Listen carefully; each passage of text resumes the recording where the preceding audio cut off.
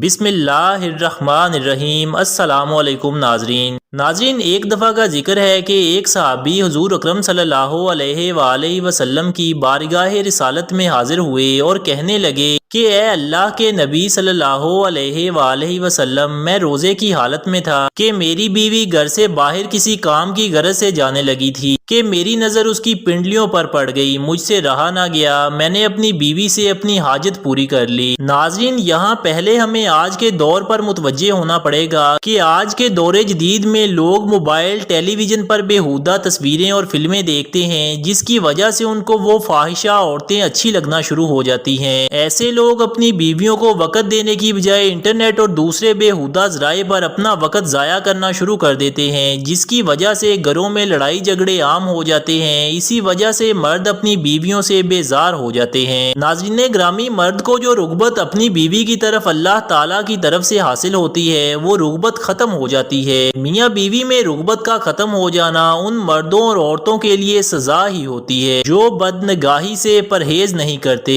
اس کی مثال ایسی ہے جیسے کہ آپ کو باہر کے کھانے کا چسکا پڑ جائے تو آپ کو گھر کی پکی ہوئی چیزیں کبھی پسند نہیں آتی۔ باہر کے کھانے سے ایک تو آپ کی صحت بہت جلد خراب ہو جاتی ہے، بالکل اسی طرح جب مردوں کو بازاری عورتوں کو دیکھنے کا چسکا لگ جائے تو ان کو اپنی بیوی اچھی نہیں لگتی، وہ جلد اپنی صحت اور ایمان سے ہاتھ دھو بیٹھتے ہیں۔ جو لوگ حرام کاری کے کاموں میں ملوث ہو جاتے ہیں، وہ لوگ اپنے گھروں کو تباہ کر لیتے ہیں کیونکہ اس کو اپنی بیوی میں رغبت نہیں رہتی۔ ناظرین، صحابہ کرام رضی اللہ تعالی عنہ اپنی نظروں کی حفاظت کیا کرتے تھے، بیوی کی پنڈلی پر نظر پڑنے سے رہا نہ گیا۔ اس وقت صحابہ کرام اپنی بیویوں سے جتنا پیار کرتے تھے، آج کل کے دور میں اتنی رغبت رکھنے والا کوئی نہیں ہے۔ ہمیں چاہیے کہ ہم اپنی نظروں کو پاک رکھیں، ہم اپنے گھروں کو پاکیزہ بنائیں۔ عورتوں کے لیے بھی یہی مشورہ ہے کہ اگر ان کے خاوند سے کوئی بےہودہ حرکت ہو جاتی ہے تو اللہ کے واسطے روزے قیامت تک اپنی اولاد کو اس پر عمل نہ کرنے دیں۔ حضرت ابو ہریرہ رضی اللہ تعالی عنہ سے روایت ہے کہ ہم رسول پاک صلی اللہ علیہ وآلہ وسلم کے پاس بیٹھے ہوئے تھے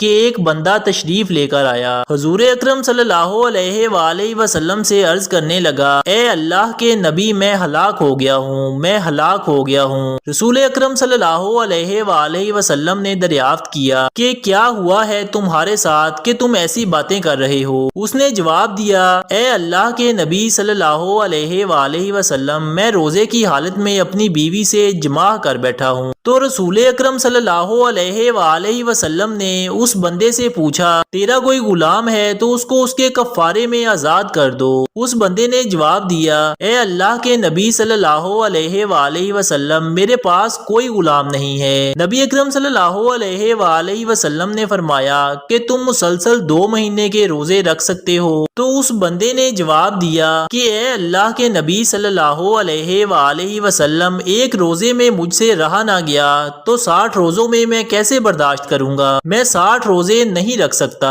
تو اس پر رسول اکرم صلی اللہ علیہ وآلہ وسلم نے فرمایا کہ تم 60 بندوں کو کھانا کھلا سکتے ہو؟ اس بندے نے عرض کیا، اللہ کے نبی، میرے پاس تو اتنی رقم نہیں ہے کہ میں اتنے لوگوں کے لیے کھانے کا بندوبست کر سکوں۔ اس کے بعد وہ شخص کافی دیر تک پریشانی کی حالت میں نبی اکرم صلی اللہ علیہ وآلہ وسلم کی خدمت میں بیٹھا رہا۔ پھر نبی اکرم صلی اللہ علیہ وآلہ وسلم کی بارگاہ میں ایک کھجوروں کا ٹوکرا پیش ہوا۔ نبی اکرم صلی اللہ علیہ وآلہ وسلم نے دوسرے صحابہ کرام سے دریافت کیا کہ سائل کہاں گیا؟ اس بندے نے جواب دیا، جی حضور، میں حاضر ہوں۔ نبی اکرم نے اس بندے کو فرمایا کہ یہ تھیلا لے جاؤ اور غریبوں میں خیرات کر دو۔ اس بندے نے جواب دیا، اللہ کے نبی صلی اللہ علیہ وآلہ وسلم، یہ کھجوریں کس کو خیرات کروں؟ مجھ سے زیادہ غریب تو اس پوری بستی میں کوئی نہیں ہے۔ اس بات پر نبی اکرم صلی اللہ علیہ وآلہ وسلم کھل کر مسکرائے۔ حدیث مبارکہ کے الفاظ ہیں کہ آپ صلی اللہ علیہ وآلہ وسلم اتنا ہنسے کہ آپ کی داڑھیں مبارک بھی نظر آنے لگی، اور نبی اکرم صلی اللہ علیہ وآلہ وسلم نے فرمایا، اے بندے، اس کھجوروں کے تھیلے کو اپنے گھر لے جاؤ اور اپنے گھر والوں کو کھلا دو، تمہارا کفارہ ادا ہو جائے گا۔ اس واقعہ کے بعد اللہ پاک نے وحی نازل کی کہ تمہارے لیے روزوں کی کی راتوں میں اپنی بیویوں کے پاس جانا حلال کر دیا گیا ہے، وہ تمہاری پوشاک ہیں اور تم ان کی پوشاک ہو۔ اللہ کو معلوم ہے کہ تم اپنے حق میں خیانت کرتے تھے، سو اس نے تمہارے حال پر رحم کیا اور تمہیں معاف فرما دیا۔ بس اب تم ان سے روزوں کی راتوں میں بے شک مباشرت کیا کرو اور جو اللہ نے تمہارے لیے لکھ دیا ہے وہی چاہا کرو۔ ناظرین گرامی، مندرجہ بالا آیت کریمہ میں بڑے واضح انداز سے ماہ سیام میں صرف رات کے اوقات میں ہی جماع کرنے کی اجازت دی گئی ہے۔ اگر کوئی حالت روزہ میں جماع کرتا ہے تو اس کے اوپر کفارہ اور قضا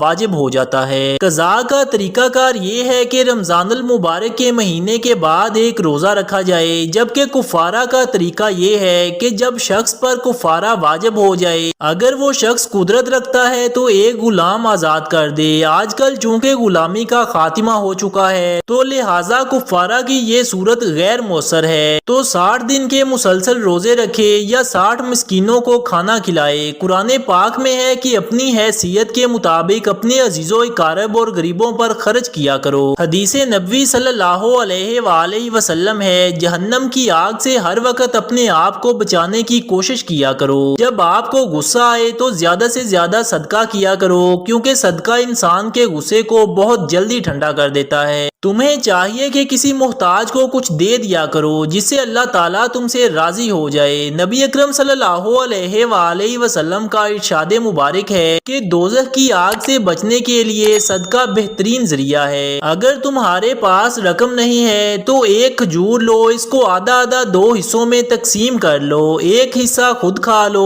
اور دوسرے حصے کو کسی محتاج کو صدقہ کر دیا کرو۔ اس کھجور کے آدھے حصے کو صدقہ کرنے سے اللہ تعالیٰ جہنم کی آگ کو تم پر حرام کر دے گا۔ اگر کوئی غریب ہے تو اس کے لیے یہ عمل ہے، صاحب حیثیت کو چاہیے کہ اپنی طاقت کے مطابق صدقہ و خیرات کیا کرے۔ انشاءاللہ اللہ پاک آپ کے رزق میں اضافہ فرمائے گا۔ اللہ پاک ہمیں رمضان کی برکت سے معاف فرمائے اور ماہ رمضان کے اس بابرکت مہینے کے صدقے ہمارے گناہوں کو معاف کر کے ہمیں نیک عمل کرنے کی توفیق عطا فرمائے۔ آمین۔